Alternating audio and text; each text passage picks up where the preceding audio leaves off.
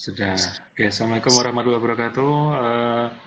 Saya akan nge-share layarnya. Dipastikan dulu layar saya terlihat dengan jelas ya di sini ya.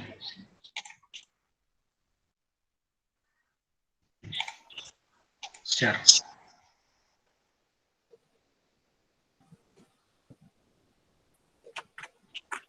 Sudah terlihatkah? Belum, Pak. Belum ya? Oke. Sudah. Sudah, Pak. Oke, sip. Oke, seperti yang saya katakan sebelumnya di Google Classroom, hari ini kita insya Allah akan mencoba langsung mempraktekkan untuk membuat suatu program yang cukup sederhana sebenarnya, cuma menampilkan karakter gitu, menampilkan suatu karakter di dalam bahasa assembly atau menggunakan bahasa assembly di sini. Itu harapannya teman-teman mengerti dulu konsepnya, bagaimana suatu bahasa assembly, proses alurnya, bagaimana menempatkan nilai dalam memori register dan sebagainya sudah nantinya bisa dipahami begitu. Nah, rat 2 sama sip gitu. Oke, saya lanjutkan.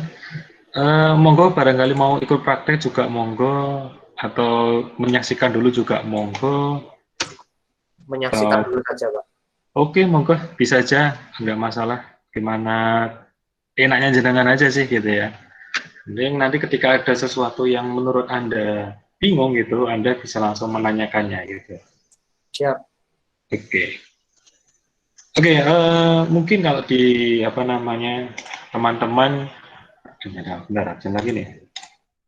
Rizky Ariansa lagi nih. Udah ini. Oke, karena saya nggak punya papan tulis, saya nulisnya seperti biasa di Paint saja ya. Di belakang nggak ada papan tulis, jadi saya pakai pen aja di sini. Mungkin di beberapa bahasa pemrograman tingkat tinggi yang lain, katakanlah Java, misal gitu, Java, atau mungkin PHP, kalau yang basicnya web, PHP, ada lagi mungkin bahasa kalau teman-teman mungkin manggilnya si Crash ya, atau si SAP, atau Cetagar gitu. Dan seterusnya, untuk mencetak suatu karakter biasanya, atau mencetak katakanlah mencetak kalimat saja gitu, kalimat yang cukup panjang, biasanya cuma butuh satu perintah, satu baris perintah. Misalnya kalau di Java, kalau tidak salah ingat, sistem, tulisnya sulit kalau pakai mouse ini ya, sistem titik out titik. Ngomong-ngomong, teman-teman sudah pernah dapat pelajaran bahasa Java ya? Bukan bahasa Jawa, tapi bahasa Java ya. Print, learn, lalu di sini anggap saja suatu teksnya A gitu. Kalau PHP apa di PHP? Echo ya kalau nggak salah ya. Echo, Pak. Echo, terus kasih petik ini kalau nggak salah ya. Iya, Pak. Oke, Echo. Gini kalau di ini nggak ada ininya. Bentar. Nggak ada ini. Oke. Kalau di si Crash apa ya? Saya lupa belum. Konsol. Oh ya, konsol ya. Konsol.writeline gitu ya. Iya, Pak. Konsol write, tulis, boleh write atau writeline. Kalau writeline itu yang bisa ganti baris otomatis, kalau write nggak ganti baris gitu misalnya. Ini sulit ya, harus pakai emosi. Nah, sip. Nah, cek absen lagi. Ahmad Hari ya. Ahmad Hari.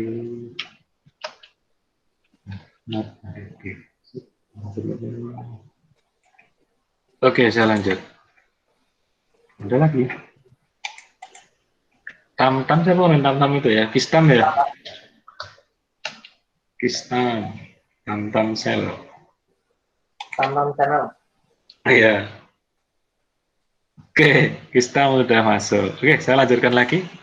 Nah, kalau bahasa-bahasa tingkat tinggi ini, kita tidak perlu memikirkan lokasi memorinya di mana kita menyimpan huruf karakter A, eh, perintah-perintah yang lainnya kita tidak perlu memikirkan gitu. Karena itu sudah ditangani oleh manajemen dari bahasa pemrograman itu sendiri gitu. Itulah mengapa dikatakan bahasa pemrograman tingkat tinggi. Karena dibuat cukup cerdas untuk menentukan di mana sih alamat RAM yang cocok untuk menyimpan huruf A, registernya otomatis di-load ke alamat register tertentu dan sebagainya. Itu sudah dilakukan semuanya oleh bahasa pemrograman itu gitu. Berbeda cerita ketika kita berurusan dengan yang namanya bahasa assembly gitu ya. Assembly. Nah, bahasa assembly ini bisa dikatakan suatu bahasa korespondensi satu-satu. Mengapa dikatakan korespondensi satu-satu? Artinya begini, setiap action itu satu perintah. Gitu. Setiap action satu perintah. Maksudnya seperti ini teman-teman, mungkin kalau bahasa pemrograman tingkat tinggi seperti Java, PHP, dan sebagainya, ini seakan-akan satu action, sistem out print learn, itu seakan-akan itu satu perintah.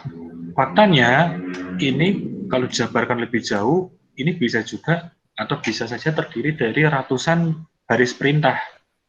Mungkin sebelum diterjemahkan ke bahasa biner, katakanlah 101 dan seterusnya, itu dia kan ada perintah untuk memesan alamat memori tertentu, setelah itu memastikan memorinya tidak terisi, dan seterusnya.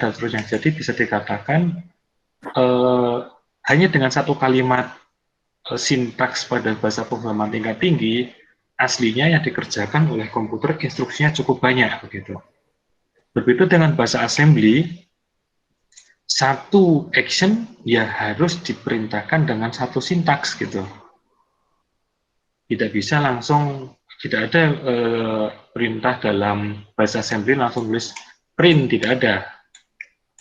Adanya nanti pakai move dan sebagainya, karena di bahasa assembly ini kita harus pesan dulu, nanti karakternya ini ditempatkan pada register ini, nanti modelnya dicetak huruf, dicetak warna apa dan sebagainya, itu ditentukan custom, benar-benar custom dari kita gitu. Jadinya kita harus memerintahkan satu persatu perintah untuk bagaimana caranya assembly ini melakukan action gitu. Itu dulu yang saya garis bawahi di awal pertemuan ini. Ada yang mau ditanyakan dulu atau masih bingung gitu konsepnya? Yang baru gabung terlambat ini gimana Pak absennya Pak? Oh, baru gabung terlambat, sudah saya absen. Nanti ini yang penjelasannya tertinggal gitu, santai saja. Ini sudah saya rekam, nanti saya upload di YouTube.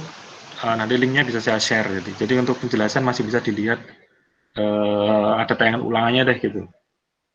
Gitu Oke, Mas Pak. Kistam, gitu ya. Kalau masalah Iya, Pak. absen, insya Allah sudah.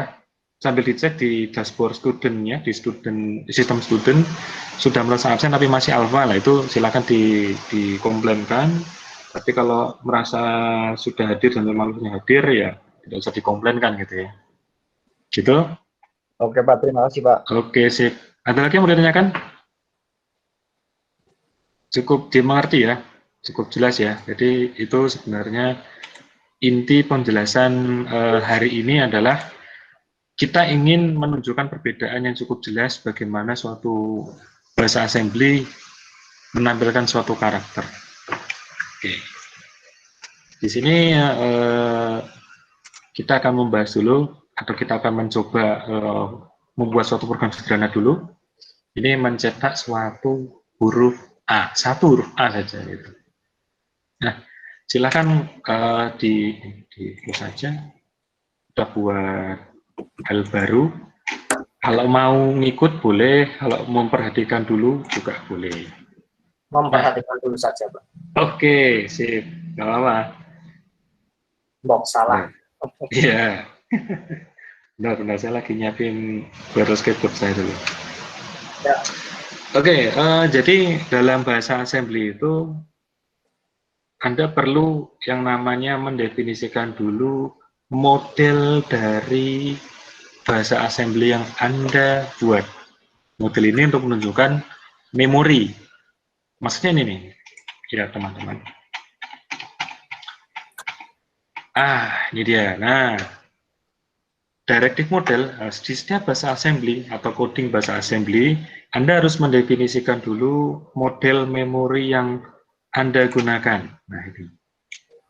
Pasti diawali dengan model begini. Ini untuk memberitahu ke compiler atau ke penerjemah program bahwa program yang Anda buat dibuat dengan model tertentu. Modelnya ada cukup beragam, mulai dari tiny, model yang paling kecil, di sini artinya adalah program yang kita buat hanya terdiri dari satu segmen. Satu segmen itu kira-kira 64 kilobyte ukurannya. Jadi program yang kita buat itu maksimal ukurannya adalah 64 kilobyte. Jadi kalau kita membuat program yang kecil ya kasih tahu dong kita pakainya tiny gitu. Tapi kalau kita besar lebih dari 64 kilobyte tidak bisa pakai model tiny gitu. Pakai yang lebih tinggi lagi gitu. Di atasnya tiny ukurannya lebih besar itu ada small. Di sini, jadi di bahasa assembly itu dibagi jadi dua ya teman-teman ya. Ada ngurusin masalah ukuran data sama ukuran program. Oke, jadi kalau berurusan dengan model bahasa assembly itu Anda harus perhatikan dua term atau dua istilah ini. Kalau model tiny ukuran data dan program itu kalau digabungkan itu mentok 64 kilobyte. Artinya data yang dihasilkan dari program tiny maupun ukuran program yang Anda buat itu maksimal 64 kilobyte atau satu segmen. Pakai ukuran tiny. Tapi kalau small, ini jika data dan kode yang digunakan oleh program kurang dari satu segmen atau 64 kilobyte. Nah, mirip sih sebenarnya small sama tiny gitu. Kadang-kadang makanya suatu bahasa assembly seperti yang kita buat ini, kalau small sama tiny masih bisa digunakan secara bersamaan. Artinya bisa Anda bisa boleh pilih small atau tiny, bawahnya nggak ada bedanya. Sama Tapi saja. kalau gimana? Sama saja berarti ya Pak ya? Ya, betul. Jadi pada prinsipnya tidak ada perbedaan signifikan. Oh ya, saya lupa menyampaikan mungkin di awal-awal pertemuan, ini juga mungkin keluar juga di soal ujian kemarin, salah satu sifat dari bahasa assembly kecuali gitu. Saya taruh pilihan jebakan bahwa bahasa assembly itu bisa dijalankan di semua mikroprosesor. Jawabannya tidak. Artinya suatu bahasa assembly yang dibuat di katakanlah arsitektur 8086 belum tentu dapat berjalan di arsitektur miliknya AMD begitu. Belum tentu. Begitu juga bahasa assembly yang dibuat dengan arsitekturnya bahasa AMD itu belum tentu dapat dijalankan di Intel. Artinya tidak dapat berjalan di semuanya gitu. Tetapi garis besarnya sama, cara kerjanya masih sama. Cuman ada perbedaan mendasar. Misal nih ya, kalau di arsitektur 8086, registernya ada AX, BX, CX, sama DX. Oh, bentar. Nanti ya, di sini. Kemarin kita sudah bahas ya, ada register AX, BX, CX, DX itu ya. Tapi di register yang, kalau di karena arsitektur yang lain, 80386 gitu, itu ada register EAX, ada EBX, ECX, EDX gitu. Tapi di 8086 tidak bisa, sehingga tidak mungkin di 8086 itu ada perintah move, misal katakanlah EAX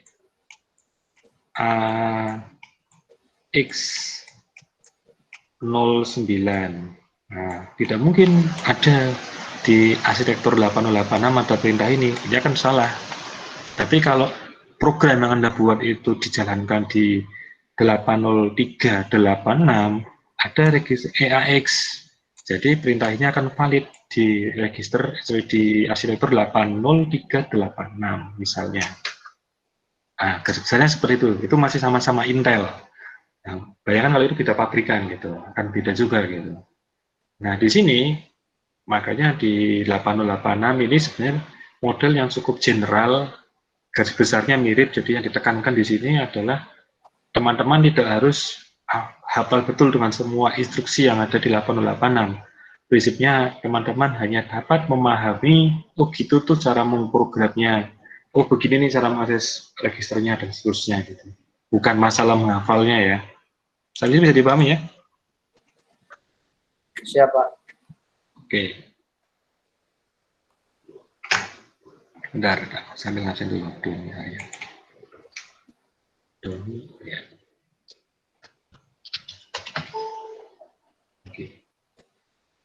Oke, saya lanjutkan. Kembali ke sini tadi, ukuran, masalah ukuran lagi. Jadi bisa aja kadang-kadang nih di arsitektur Intel ada yang namanya model tiny gitu. Tapi di versi atasnya lagi tidak ada tiny, adanya small gitu. Ya, tiny sama small masih bisa saling menggantikan gitu. Jadi tidak masalah. Nah, yang cukup berbeda adalah small ke atas, medium di sini. Medium adalah jika data yang digunakan oleh program kurang dari 64 kilobyte, tetapi kode atau program yang dibuat itu bisa lebih dari 64 kilobyte. Jadi kalau model medium, data yang dihasilkan atau diakses oleh program assembly, kalau kita menggunakan model medium, itu mentok di 64 kilobyte. Nggak boleh lebih data yang dihasilkan maupun diakses. Tetapi program yang dibuat atau di-create boleh ukurannya di atas 64 kilobyte. Itu yang medium. Kalau compact, beda lagi. Jika data yang digunakan itu bisa lebih besar dari 64 kilobyte, tetapi programnya tidak boleh lebih dari 64 kilobyte. Bisa dikatakan medium merupakan kebalikan dari compact. Jadi kalau medium, ukuran datanya yang mentok di 64 kilobyte, tetapi programnya bisa lebih dari 64 kilobyte. Tapi kalau compact kebalikannya, data yang bisa diakses maupun dihasilkan oleh program bisa lebih dari 64 kilobyte, tetapi programnya tidak boleh lebih dari 64 kilobyte. Sampai sini ada yang ditanyakan atau masih bingung? Saya kira nggak ada ya, masih cukup mudah dipahami gitu. Lebih gede lagi, large. Large bisa dikatakan data dan kode yang dipakai oleh program bisa lebih dari 64 kilobyte. Jadi datanya ukurannya lebih dari 64 kilobyte, kodenya pun lebih dari 64 kilobyte. Bisa gitu. Huge. Kode maupun array. Nah, bedanya di sini nih. Kalau huge tidak ngurusin lagi tentang data dan programnya saja, tetapi ngurusin juga masalah array. Jadi struktur datanya lebih kompleks. Kalau ini tidak mikirin array-nya gimana, tapi di sini mikirin data, array maupun program itu 64 kilobyte lebih. Nah, karena kita cuma membuat suatu program sederhana, cuma menampilkan huruf, jadi pakai small saja sudah cukup gitu, karena ukuran program tidak mungkin lebih besar daripada 64 kilobyte. Tuh, jadi kita bisa pilih model small. Tulis saja di sini small. Nah, small. Nah, ini. Nah, setelah ini, setelah baris model, Anda juga harus menuliskan sintaks code. Perintah ini artinya untuk menunjukkan ke penerjemah bahwa kode programnya itu berada di bagian bawahnya ini gitu loh. Jadi segmen kode itu ada di bagian bawah baris nomor 2. Artinya untuk memberitahu ini loh kodenya sebelah sini. Nah, inilah yang dimaksud korespondensi satu-satu. Tidak seperti bahasa pemrograman tingkat tinggi, sistem open udah otomatis dibuat, itu nggak perlu memikirkan lagi kodenya mulai dari mana, berhentinya di mana, tidak perlu dipikirkan kalau bahasa tingkat tinggi. Tapi kalau bahasa assembly itu harus dinyatakan kode programnya mulai dari baris nomor 3 nih gitu. Gitu, jadi benar-benar didefinisikan satu-satu. Siapa nih? Nikola Dimas. Saya sambil seleksi dulu. Oke.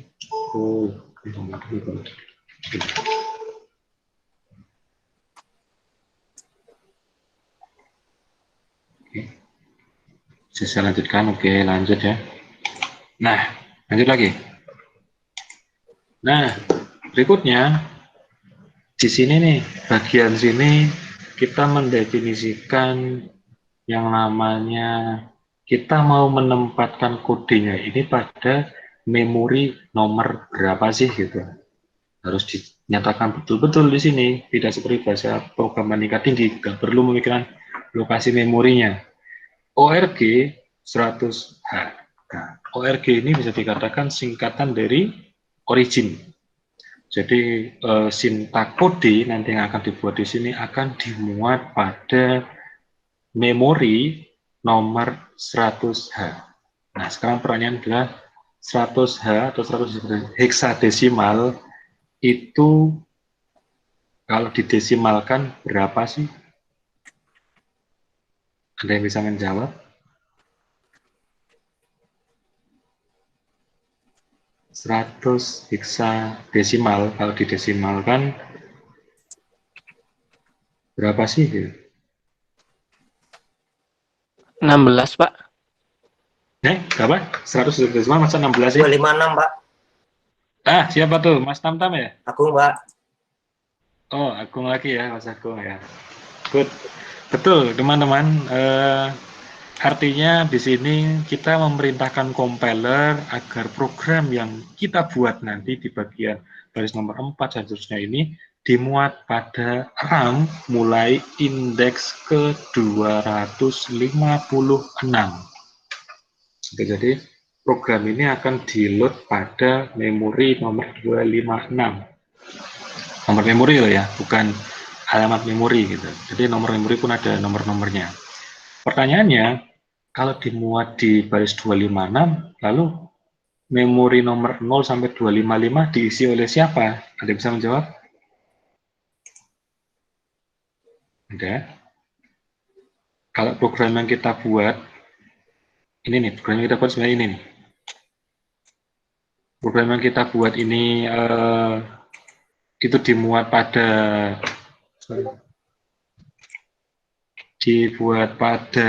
memori nomor 256. Memori nomor 0 sampai 255 diisi oleh siapa? Ada yang bisa menjawab? Tidak ada. Nah, nomor 0 sampai 255 itu diisi oleh PSP. Ini juga nggak usah keluar di soal UTS juga, Pak ya. PSP itu adalah program segment prefix.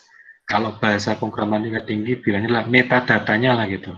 Program punya metadata itu ditaruh di nomor memori 0 sampai 255. Ini secara defaultnya seperti itu.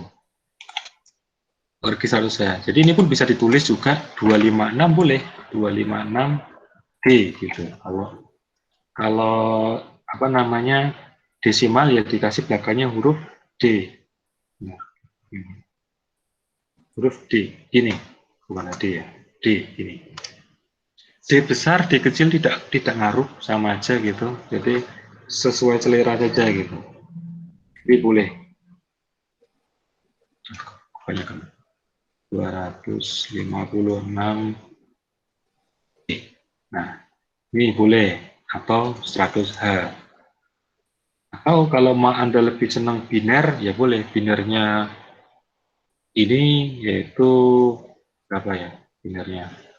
0 0 0 0 0 0 0 0 0. Nah, ini kalau biner jadinya B. Boleh. Ini sama dengan yang tadi 100H. Nah, atau singkatnya adalah 100H. Begitu cara menulis origin pada bahasa assembly untuk menyatakan program yang kita buat itu diletakkan pada memori nomor 256. Ada tanya kan? Tidak ada ya? Oke. Nah, ini nih biasanya juga ini sih nggak wajib. Saya ingin mengenalkan aja bahwa ada namanya label pada bahasa assembly. Label ini tulisannya bebas, mau besar mau kecil boleh, persis seperti bahasa programan tingkat tinggi. Label hanya untuk penunjukan atau penanda suatu baris program. Ya, ini cuma buat memudahkan pembacaan aja bahwa proses nanti dimulai dari sini gini. Nah, untuk menulis suatu karakter sebenarnya ada dua cara. Atau dua cara itu kalau di dalam bahasa assembly namanya adalah interupsi atau singkatannya INT. Ini bukan integer tapi interupsi. Seperti yang saya jelaskan minggu kemarin, interupsi cukup banyak, kira-kira 256 atau interupsi nomor 0 sampai dengan interupsi nomor 255 atau 00H sampai dengan FFH. Nah, interupsi ini untuk mencetak suatu huruf ada dua cara, mau menggunakan interupsi nomor 21 hexadesimal maksudnya, atau interupsi nomor 10. Nah, dua-duanya bisa untuk mencetak suatu huruf. Jadi bisa dengan dua cara, bisa interupsi 21H ataupun interupsi 10H. Gitu. Bisa dipahami sampai sini ya? Nah, perbedaannya adalah jadi interupsi ini pasti ada pasangannya gitu, tidak bisa berdiri sendiri kan. Pasti ada pasangannya. Ketika untuk mencetak suatu huruf, katakanlah huruf A begitu, dengan interupsi nomor 21H, syaratnya adalah register nomor register AH, itu harus bernilai 02 hexadesimal. Syaratnya itu. Jadi untuk mencetak karakter satu huruf saja di layar monitor dengan perintah 21H, syaratnya nilai dari register AH itu bernilai 02 hexadesimal. Dan karakter yang akan dicetak itu disimpan pada register yang ada di register DL. Syaratnya itu. Jadi, saya share dulu. Saya buat papan tulis baru bentar. Saya share dulu.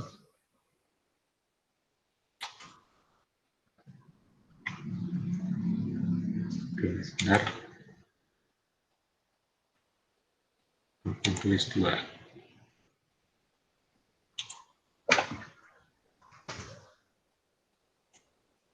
Oke, kalau syarat untuk mencetak karakter ya, karakter dengan perintah 21H atau INT 21H,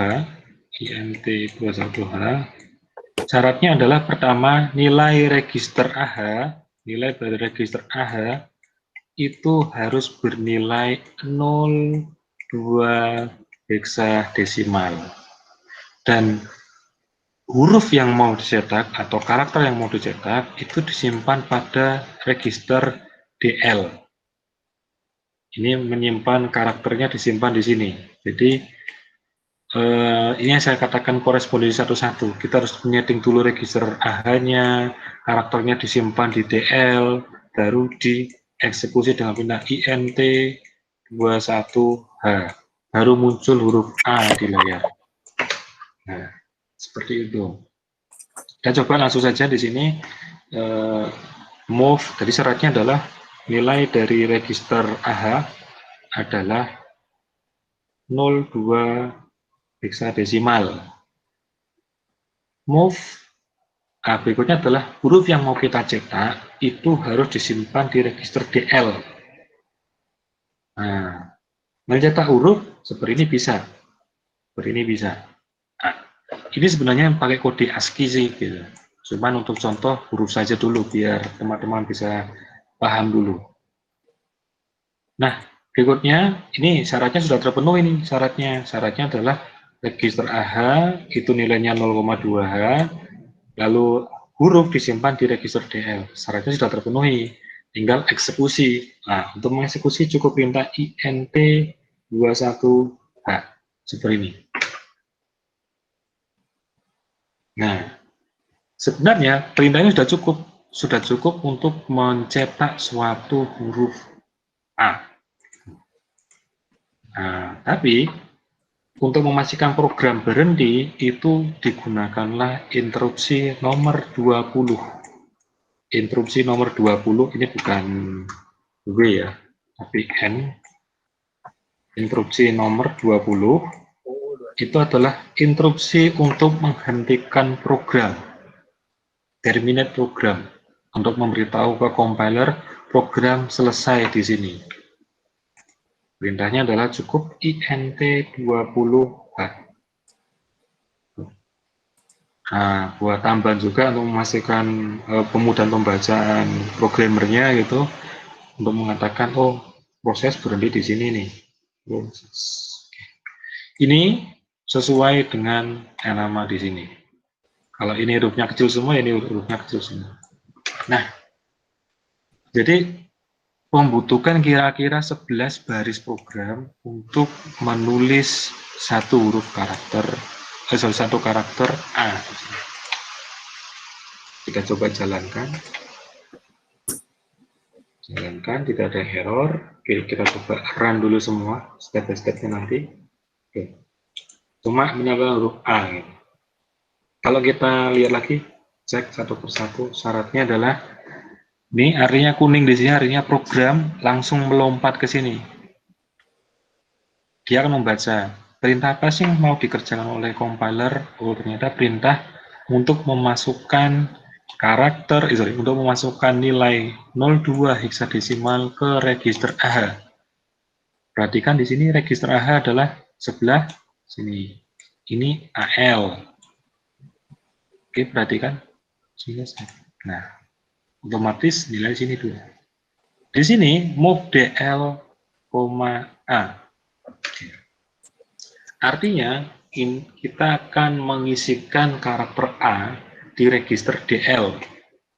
Ini DL nih. Ini DL. Ini DH. Ini DH. Ini DL. Nah, coba perhatikan di sini. Nilai DL berubah jadi berapa? 41. Padahal di sini saya memerintahkan huruf A itu harusnya masuk di sini, tapi kenapa angka 41 yang muncul di sini? Ada yang bisa menjelaskan? Ada yang bisa menjelaskan? Jadi perintahnya tadi adalah move DL atau step back lah gitu ya, move DL, A, artinya adalah saya ingin memasukkan huruf A ke register DL. Tetapi justru yang muncul sini bukan huruf A, tapi angka 41. Kenapa 41? Enggak 42, enggak 43 ya? Ada yang bisa menjelaskan?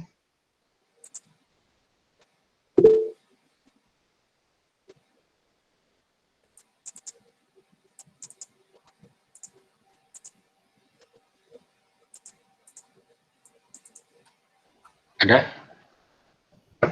Tanya. Kenapa 41?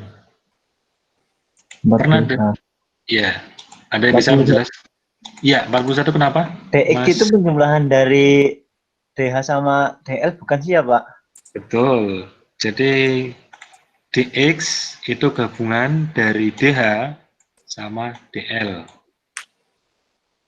Pertanyaannya adalah tadi, di sini adalah perintah untuk memasukkan huruf A ke register DL. Masalahnya, yang tersimpan di sini justru bukan huruf A, tetapi angka 41. Kenapa 41? Karena kodenya ASCII, Pak. Iya. Dengan Mas siapa itu? Agung, Pak. Mas Agung lagi ya. Oke, good. Jadi betul dikatakan Mas Agung, 41 itu kode heksadesimal untuk huruf A. 42 itu huruf B kapital loh ya, B kapital. Huruf C itu 43 dan seterusnya. Apakah harus menghafalkan? Nggak perlu, karena memang sudah ada tabelnya di sini. Ini bisa dilihat di sini. Nah, klik tuh, 41 itu A, 42 B, gitu. 43 C dan seterusnya. Jadi itulah kenapa yang dimuat di sini itu kode heksadesimal dari huruf A. Ada yang tanyakan sampai sini?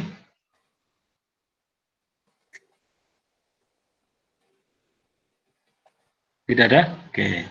Setelah sudah dimuat di register DL, maka komputer akan melaksanakan perintah action atau eksekusi perintahnya gitu. Maka sampai sini ini nih alamat memorinya dieksekusi dan muncullah huruf A di sini. Setelah sudah dieksekusi, maka akan membaca INT20H, komputer akan melaksanakan terminate program sehingga muncul perintah ini.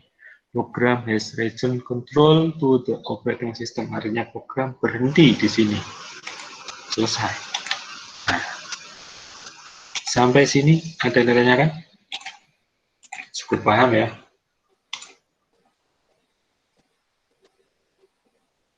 Bisa dimengerti? Oke. Sekarang ini kita bisa ganti jadi angka 68. Pertanyaannya, yang muncul kira-kira karakter apa? Yang bisa menjawab?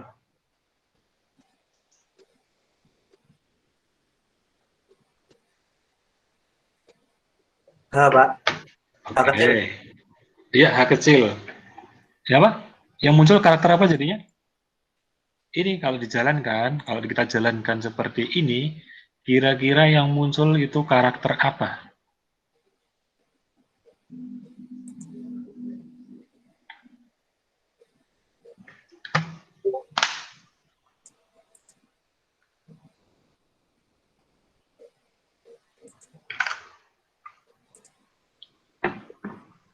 Simple kok ini. Kembali lagi ke... Ya, sudah ada yang bisa menjawab? Mas Agung lagi kah? H kecil apa ya, Pak? Apa? H kecil. L. H. Oh, H. Ya, kita coba jalankan. Dari mana tadi? Ini. Apakah H kecil? Kita cek. 68. Betul, H kecil jadinya. H kecil. Kok bisa H kecil bagaimana? Nah, ingat tadi adalah yang dimasukkan di sini boleh berupa karakter, jadi misal seperti ini gitu, atau langsung saja kode ASCII-nya. Kode ASCII huruf H kecil adalah 68, tulis saja 68H. 68H, ini boleh. Atau kalau Anda nggak suka dengan heksadesimal, Anda bisa saja dengan ini 104 gitu. 104 D. Itu sama dengan menampilkan huruf H kecil. D. Ini sama aja menampilkan huruf H kecil. Jadi ada 3 cara tadi ya. 4 sebenarnya, kalau Anda mau menampilkan dengan oktal juga bisa. Nah, sama huruf H. Bisa dipahami sampai sini? Bisa, Pak. Bisa. Ya. Oke. Bagaimana kalau mau menulis kalimat gitu? Menulis kalimat. Gitu. Ya, sebenarnya caranya ada yang menggunakan memori, langsung akses RAM-nya, atau benar-benar cara manual. Katakanlah mungkin saya mau menulis kata aku gitu. Aku.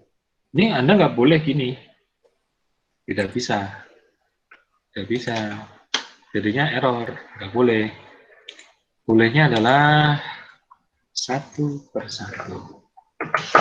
Nah. Copy. Bawahnya kasih. Ini jadi huruf K. Oh ya, ini nggak perlu ya, karena perintah move AH cukup sekali aja. Jadi INT21H ini akan mencetak karakter yang ada di huruf atau di register DL jika nilai register AH-nya 0,2H. Selama Anda nggak mengotak-atik register 02H, maka nilai selama dia di running tetap 02H. Jadi Anda nggak perlu memerintahkan berkali-kali untuk move AH 02H. Cukup mengganti-ganti nilai dari register DL. Tadi saya ingin menuliskan kata aku. Sorry. Aku.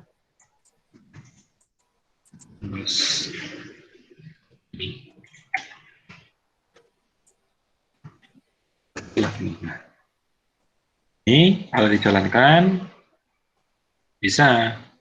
Nah, kita coba move AH 02, dicetak huruf A, berikutnya huruf K, U, lalu berhenti.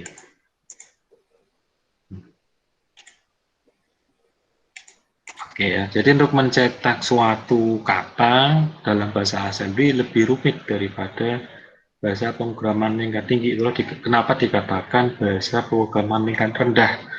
Karena memang ya kalau kita ngomongin tingkat kecerdasannya, ya kecerdasan tingkat rendah lah gitu. Cuman dia memiliki hak akses yang benar-benar custom. Kita bisa benar-benar meletakkan apa namanya perintah pada alamat memori tertentu, nggak harus dirasa. Kita benar-benar bisa mengefisienkan memori di sini. Beda dengan bahasa pemrograman tingkat tinggi gitu. Anda nggak bisa menentukan program yang dimuat itu diletakkan pada RAM paling pertama, RAM kedua, tidak bisa. Karena itu sudah diatur oleh manajemen bahasa itu sendiri. Nah, kalau bahasa assembly benar-benar bisa custom gitu. Cuman ya tadi Anda harus ingat kombinasi-kombinasi untuk menampilkan karakter syaratnya AH-nya nilai 02, INT-nya 21H. Anda lagi sebenarnya pakai INT 10H gitu. Ada. Nah, nanti deh kita bahas. Tapi ini dulu, ada yang ditanyakan sampai sini? Belum, Pak. Belum ya, masih bisa dimengerti ya. Nah, seperti seperti saya katakan, kalau INT 21 bisa mencetak huruf, INT 10 pun bisa mencetak huruf gitu. Kita modif aja nih ya, biar nggak apa namanya perlu ngoding lagi. Syaratnya kalau tadi dengan INT 21 syaratnya ini ya, tapi kalau syarat apa namanya di INT 10, syarat di INT 10 10H itu syaratnya adalah nilai AH syaratnya harus bernilai nilainya harus 0,9H syaratnya.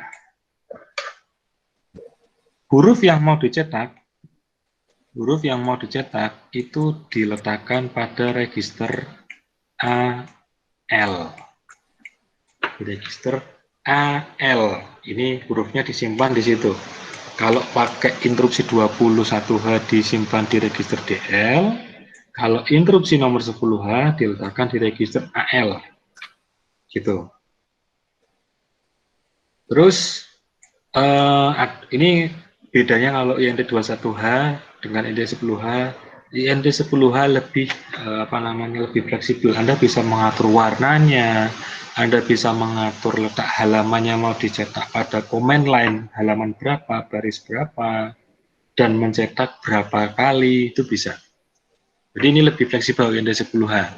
Syaratnya cuma ini yang wajib, nilai AH itu ada nilainya 09, karakternya ditampilkan di register AL.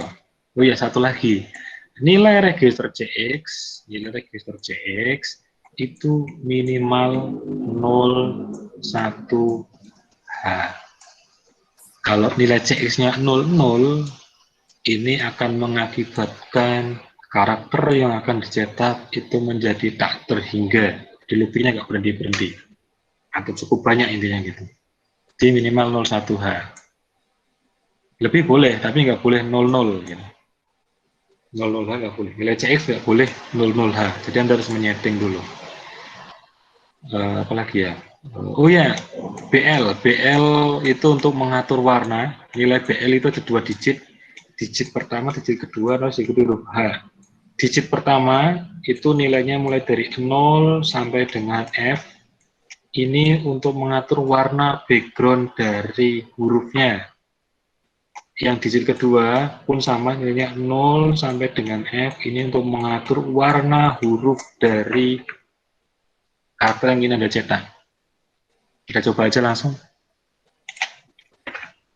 Proses syaratnya ingat untuk menggunakan instruksi nomor 10H, nilai register AH syaratnya adalah 09H. Syarat pertama selesai. Syarat kedua, karakter yang ingin saya cetak diletakkan pada register AL. Misal saya ingin mencetak huruf C gitu. Oh ya, ini boleh ada spasinya, boleh enggak. Jadi bebas, tidak ngaruh. Gitu. Mau ada spasinya boleh, enggak pun enggak. Ini selera aja. Syarat ketiga nih ya. Tadi ingat register CX nilainya minimal 01 gitu. 01. Nah, gini. Terus saya ingin menampilkan karakter ini dengan background hitam dan warna apa deh, saya lupa kode warnanya, cuma kita coba aja. Syaratnya adalah BL. Mau BL, kalau background hitam itu kalau nggak salah 0, tulisannya anggap aja misal angka 4 deh, 4H ini. Berikutnya move BH, ini untuk menentukan di mana sih kita mencetak halaman berapa sih. Defaultnya sih gini, defaultnya nggak diisi pun nggak apa-apa sebenarnya. Kalau sudah tinggal di INT 10H. Sudah selesai. Ini untuk mengatur tampilan huruf yang warna-warni. Seperti tadi, untuk menghentikan program INT 20H. Lalu end proses. Sudah selesai. Kita cek. Jalankan and run. Run. Nah, jadinya hurufnya apa nih? Merah. Merah apa? Merah dongker ada nggak ya? Oh, biru dongker yang ada ya? Merah apa namanya nih? Merah marun. Nah, ya merah marun. Nggak ada biru dongker. Merah dongker nggak ada ya? Nggak ada, Pak. Merah marun gitu. Nah, kita ganti-ganti boleh deh. Saya lupa kode warnanya ya. Yang jelas nilainya 0 sampai F. 9 gitu. Coba 09 jadinya kayak apa gitu. Dari biru khususnya. Gitu. Nah, kita coba lagi modif. Tadi kan kalau ini CX itu untuk menampilkan huruf C sebanyak 1 kali. Kalau kita ganti, katakanlah menjadi 7 heksadesimal lah, itu sama dengan 7 desimal juga. Artinya kita mencetak C sebanyak 7 kali. Kita cek 1, 2, 3, 4, 5, 6, 7. Gitu. Jadi kalau ini udah bisa langsung menampilkan perulangan sebanyak C. Kalau yang tadi INT 20H tidak bisa. INT 21H tidak bisa. Ini misal saya ganti kira-kira jadi 0F gini. Kira-kira yang muncul C sebanyak berapa kali?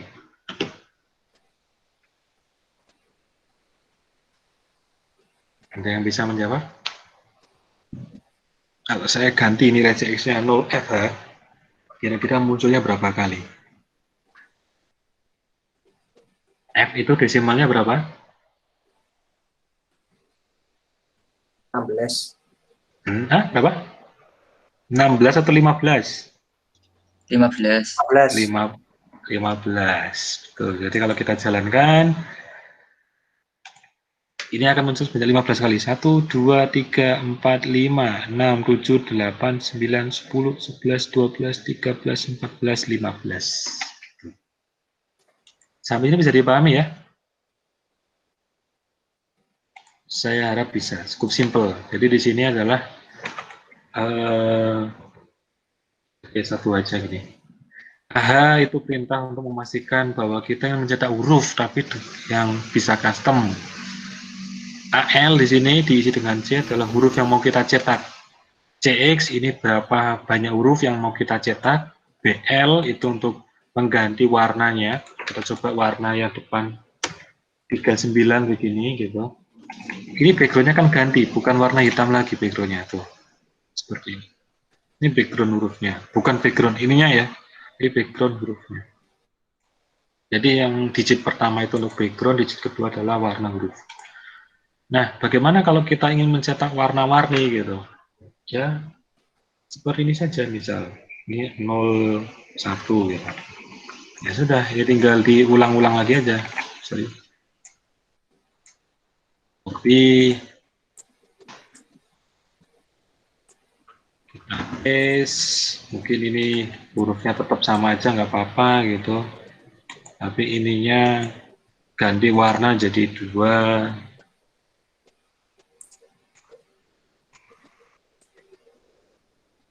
Ini saya ganti jadi huruf R kecil mungkin gitu. Ini 3. Bisa. Kita cek. Cek. Jadinya malah hilang semua kan? Kamu apa ya? Nah. Gimana? Gimana Mas? Oke, ini terakhir ini. Ini terakhir nih. Nah, ini sebenarnya ini kita ganti di ini 0, ini 1, ini sorry 2. Oke. Sama hilang ya di sini. Iya, kayaknya masih ada yang salah di sini. Oke. Oke, sambil saya cari salahnya, ada yang mau tanyakan dulu nggak?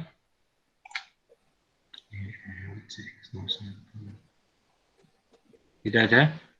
Belum, Pak. Belum ada, Pak. Coba ganti dulu deh. Jadi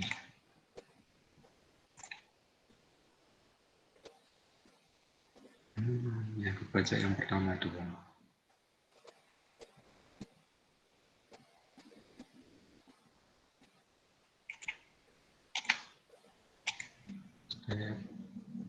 Saya masuk CX 1 kali.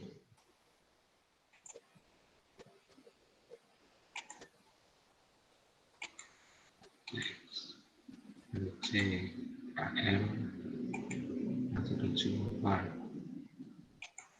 M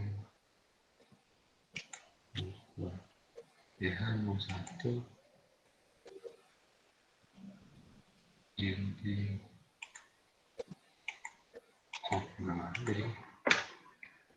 saya lupa di sini apa ini ya. Oke deh, nanti sambil saya cari tahu, intinya gitu dulu teman-teman.